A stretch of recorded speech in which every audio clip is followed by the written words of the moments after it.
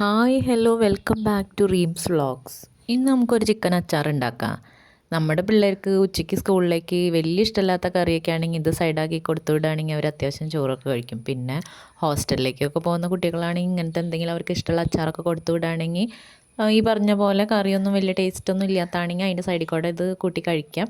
കുറച്ചധികം നാളിത് നമുക്ക് സൂക്ഷിച്ചും വയ്ക്കാം കേട്ടോ. അപ്പോൾ നമ്മൾ കടയിൽ പറയുകയാണെങ്കിൽ ചിക്കൻ കടയിൽ നിന്ന് ചെറിയ പീസുകളാക്കിയിട്ട് അച്ചാറിനുള്ളതാന്ന് പറഞ്ഞാൽ അവർ കട്ട് ചെയ്ത് തരും. പിന്നെ ഏറ്റവും ചെറിയ പീസായിരിക്കുമ്പോഴാണ് കുറച്ചും കൂടി ടേസ്റ്റ് വരിക. അപ്പോൾ ഇനി അത് വലിയ കഷ്ണങ്ങളാണെങ്കിൽ നമ്മൾ ചെറിയ കഷ്ണങ്ങളാക്കിക്കോളും.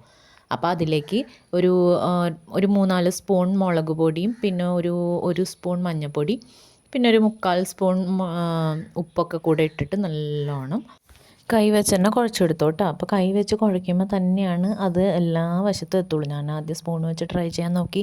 പിന്നെ എനിക്ക് മനസ്സിലായി സ്പൂണിലും വർക്കാവുന്നത് കൈയാണ്. അപ്പോൾ ഞാൻ കൈ വെച്ചിട്ട് നല്ല രീതിയിൽ തന്നെ കുഴച്ച് ഈ മസാലയൊക്കെ എല്ലാ സ്ഥലത്താവണ വരെ കുഴച്ച് സെറ്റാക്കി ഒരു അരമണിക്കൂർ അവിടെ വെച്ചു കേട്ടോ. പിന്നെ ഒരു പാൻ വെച്ചിട്ട് അതിലേക്ക് നമുക്ക് ആവശ്യത്തിന് ഓയിൽ ഒഴിച്ചിട്ട് ഈ നേരത്തെ തയ്യാറാക്കി വെച്ചേക്കണ ചിക്കൻ കുറേശ്ശെ ഇട്ടങ്ങ് വറുത്തെടുക്കാം കേട്ടോ. പിന്നെ ഞാനിവിടെ യൂസ് ചെയ്തേക്കണത് സൺഫ്ലവർ ഓയിലാണ് കേട്ടോ. ഇവിടെ പെട്ടെന്ന് തന്നെ അച്ചാറൊക്കെ തീർന്നു പോകണ കാരണം ഞാൻ അങ്ങനെ ചെയ്തത്. നിങ്ങൾക്ക് ലോങ് ടേം ആയിട്ടുള്ള യൂസിന് വേണ്ടിയിട്ടാണെങ്കിൽ പാം ഓയിൽ തന്നെ യൂസ് ചെയ്യാൻ നോക്കാം. വെളിച്ചെണ്ണയും യൂസ് ചെയ്യേണ്ട. വെളിച്ചെണ്ണയും പെട്ടെന്ന് ടേസ്റ്റ് മാറിപ്പോവും. അങ്ങനെ കുറേശ്ശെ ഇട്ടിട്ട് തിരിച്ചും മറിച്ചൊക്കെ ഇട്ട് ഫ്രൈ ചെയ്തെടുക്കുക. ഫ്രൈ ചെയ്യുമ്പോൾ മെയിനായിട്ട് ശ്രദ്ധിക്കേണ്ട കാര്യം എന്താണെന്ന് വെച്ച് കഴിഞ്ഞാൽ ഓവറായിട്ട് ഫ്രൈ ആവരുത്, എന്നാൽ സോഫ്റ്റും ആവരുത്. ഒരു മീഡിയം ലെവലിൽ തന്നെ ഫ്രൈ ചെയ്ത് എടുക്കാൻ നോക്കുക. ഓവറായിട്ട് ഫ്രൈ ആയി കഴിഞ്ഞ് കഴിഞ്ഞാൽ നമുക്ക് കടിച്ച് കഴിഞ്ഞാൽ മുറിയില്ല. അപ്പോൾ ഒരു ടേസ്റ്റും ഉണ്ടാവില്ല അച്ചാറിന്.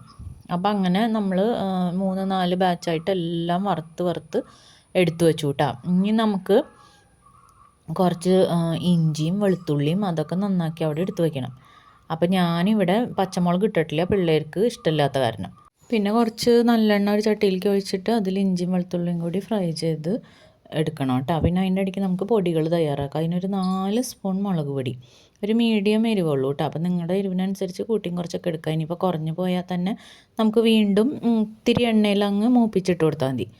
പിന്നെ നമുക്ക് ഒരു സ്പൂണ് മഞ്ഞൾപ്പൊടി ചേർത്ത് കൊടുക്കാം. മഞ്ഞൾപ്പൊടി ഒരുപാട് ആവശ്യമില്ല കേട്ടോ, ഒരു സ്പൂണൊക്കെ തന്നെ മാക്സിമം മതി. പിന്നെ ഇടേണ്ടത് ഉലുവയുടെ പൊടിയാണ്.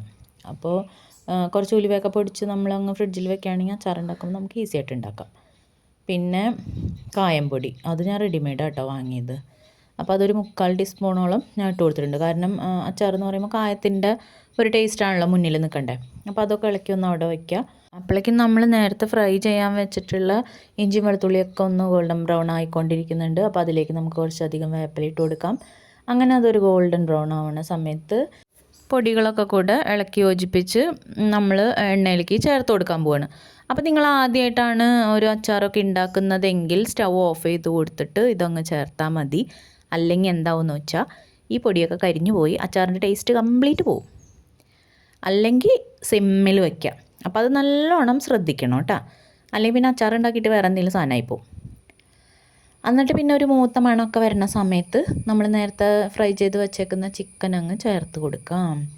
എന്നിട്ട് നന്നായിട്ട് തന്നെ ഇളക്കി യോജിപ്പിച്ച് കൊടുക്കാം. പിന്നെ എണ്ണയുടെ അളവ് നിങ്ങളുടെ ഇഷ്ടത്തിന് എടുത്താൽ മതി. കാരണം കൊളസ്ട്രോളും കാര്യങ്ങളൊക്കെ ഇല്ലാത്ത ആൾക്കാർ കുറവാണല്ലോ. അപ്പോൾ കൂടുതൽ വേണമെങ്കിൽ കൂടുതലെടുക്കാം, കുറവാണെങ്കിൽ കുറവെടുത്താൽ മതി.